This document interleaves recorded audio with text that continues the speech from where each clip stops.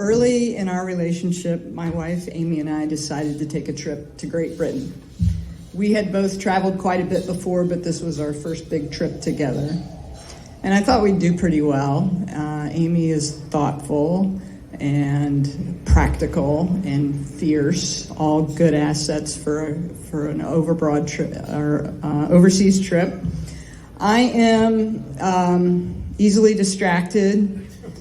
Food is very important to me. Maybe not such great assets for an overseas trip, but I will keep going. Despite bad odds and evidence to the contrary, I will keep going. So we decided to rent a car so that we could go wherever we want to. And this was, we were going to stay at farms, which is a thing in Britain. They don't feed you, but they let you hang out at the farm and give you the extra bedroom. And we had some decisions to make. Again, it was early in our relationship, so we didn't really know each other very well, and we decided that I would drive. So we're in a country I've never been to before. It's gorgeous. I'm easily distracted, and we decided I would drive. Amy's entire family races cars, and we decided I would drive. And you probably know this, but in Great Britain, they want you to drive on the wrong side of the road, and they want you to sit on the wrong side of the car. So that wasn't helpful. We start out, we head out from London and up to Edinburgh.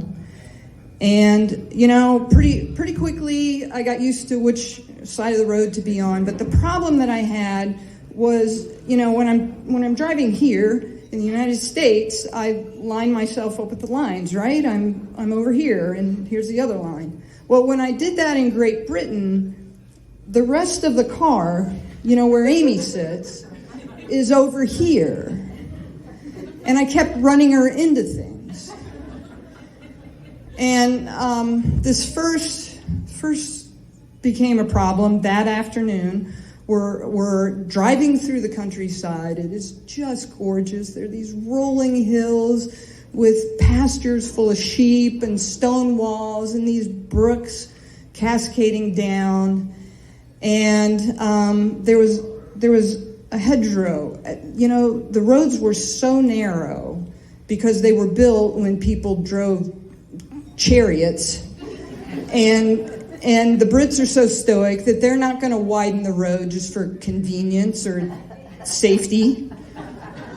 And I hear this scraping sound, and Amy yells, "Hedge!" And I had run her into this hedgerow. And, we were lucky, Amy was lucky, because the window was up, she didn't get slapped in the face, and a hedge isn't a real solid object. But it got worse. We, that evening, pulled into our first farm, and it was so great. They had a pasture attached to the house, so there are these cows right there, and there are chickens running around in the driveway. Watch the mailbox! Almost ran her into the mailbox.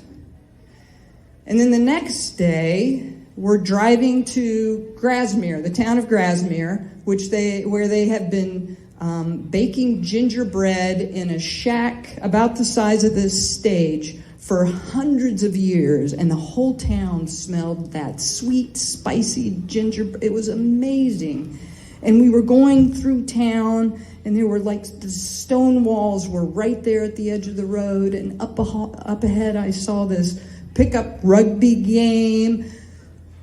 Watch the wall! I bent the side view mirror back on the wall. And then we went to Conwy, which is in Wales, and Conwy is incredible.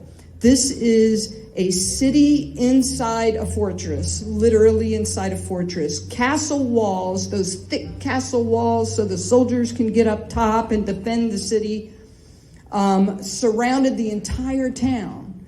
And the opening into this town was about 6 feet wide because they wanted to make sure that no more enemy soldiers could flood into the town than they could kill with bows and arrows from up on top of those walls.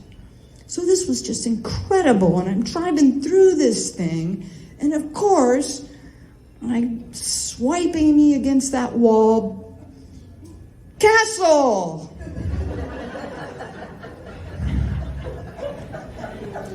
You know, the Brits don't care. They expect you to figure it out. They expect you to be competent.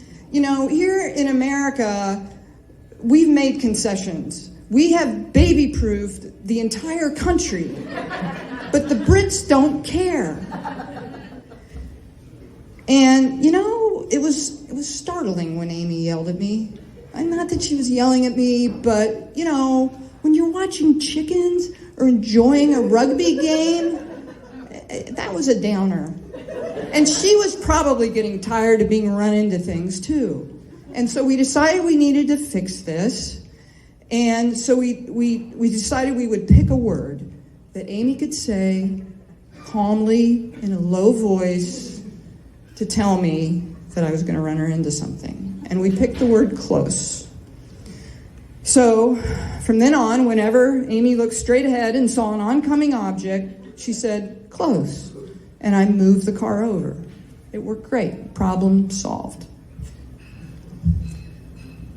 Until we then went to the Lake District in northwest England. And this is a mountainous part of England. Who knew England had mountains?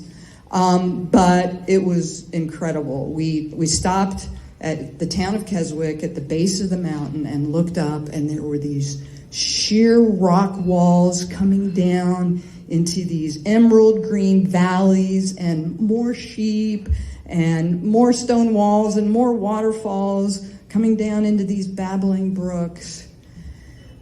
And we were gonna go to the top of the mountain where the next farm was and drop our stuff off and go to dinner at a town on the other side of the mountain.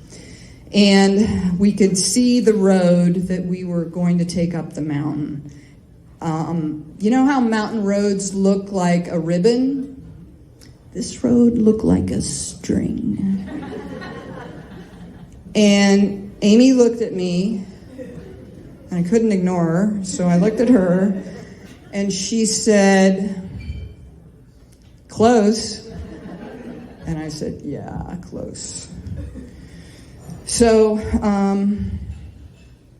we started up the mountain. The road, of course, went around the left side of the mountain, which meant I no longer had to worry about running Amy into anything. I had to worry about running Amy off the cliff. And we did pretty well at first, you know. She would say close in a low, calm voice, and I would move the car back. Then we got a little higher. The cliff got a little higher. Amy's voice got a little higher. Close. And she kept looking out the window over the cliff. And I thought that was a bad idea. I thought she should just stop doing that.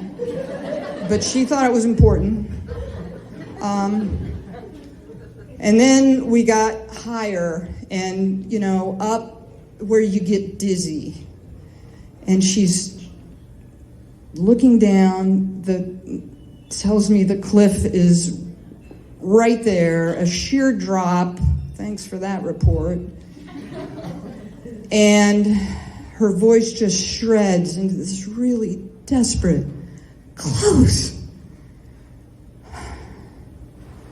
I'm inching around this bend, and right there in front of us is another car. I never dreamt this was a two-way road. And I'm looking at the driver, and he goes, like I'm supposed to do something. I have no idea what I'm supposed to do. And then he goes, like something's behind us. And so we look behind us, and back there, down the mountain, is this little gravel area right before the last bend. this tiny pull-off. And Amy and I realized in this sinking, near-tearful moment that I am going to have to back the car down the mountain while I sat on the wrong side, and the rest of the car and Amy and the cliff were on the wrong side of me.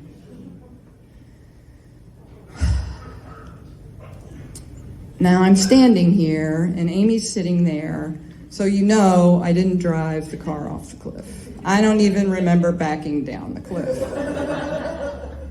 What I remember is that eventually the road crested the mountain, and there was a driveway going off the road. I was driving and navigating at this point because Amy had had her head between her knees ever since I put the car in reverse. And so I pulled off this lane and could immediately, it was just a lane to the pasture gate. And so I stopped the car. Amy popped up, opened the door, and jumped out of the car. And I said, wait, this isn't it. And she said, I don't care. I am not getting back in that car. And so a couple minutes later, I drove into the farm, and Amy was there in the driveway. I parked the car and got out, and she said, I am not getting back in that car today. And I said, what about dinner? And she said, I have an apple and a granola bar. I am not getting back in that car. I didn't have any food. I said, what about me? And she said, I'm sorry. I can't. I won't. Not today. And we stood there and looked at each other, both fighting our own fears, she of dying a fiery death, me of missing dinner. And we started to smile at each other, and both said in a low, calm voice, close.